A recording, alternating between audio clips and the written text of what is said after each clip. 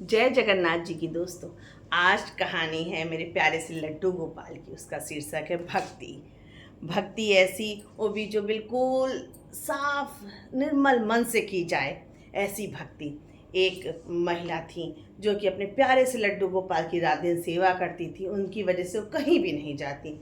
एक दिन उनकी आस पड़ोस की सहेलियों ने कहा कि हम सभी तीर्थ को जा रहे हैं, चलो बहन तुम भी चलो। उन्होंने कहा हम कैसे चल सकते हैं, हमारे पास मेरे लड्डू गोपाल हैं, उनकी सेवा कौन करेगा, उनको समय से खाना कौन देगा, उनको सुलाएगा कौन, उनको नहलाएगा कौन, उनका सारा काम कौन करेगा।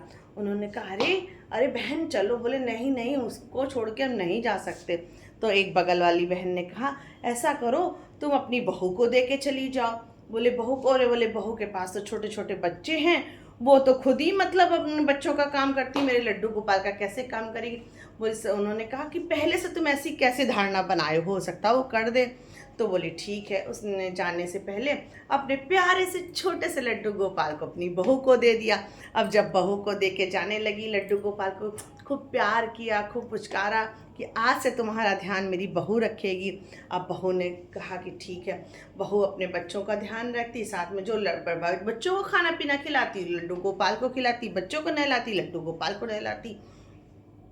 जैसे ही उसने दूसरे दिन देखा कि ऐसा तो नहीं, दूसरे तीसरे दिन कि ऐसा तो नहीं हमने लड्डू गोपाल को ठीक से ना बैठाला हो, तो इस वजह से इनकी टांग ना सीधी हो रही हो।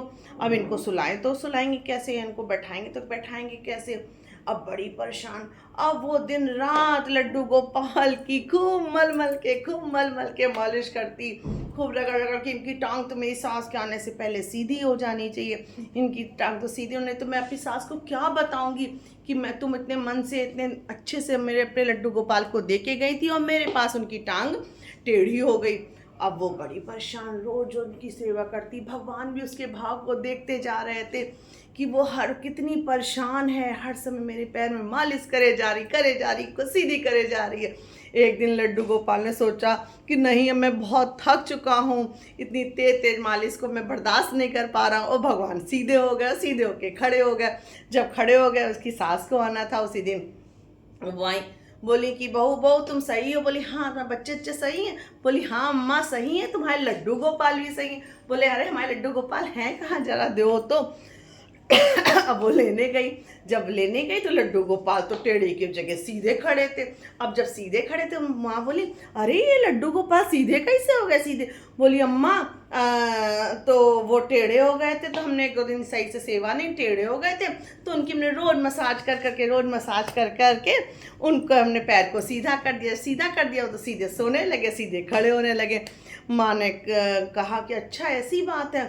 उन्होंने अपने बहू को गले से चिपका लिया। बोली तुमने ही सच्ची सेवा करी है भगवान की, भगवान देखो साक्षात आके वो सही हो गए, हम लोग तो केवल एक ऐसे ही दिखावे से भाव के से भगवान जी की सेवा कर रहे थे। सच्चे मन से सेवा करो भगवान जी की, तो भगवान हर रूप में आपके पास आ सकते। बोलो जय जगन्नाथ जी की।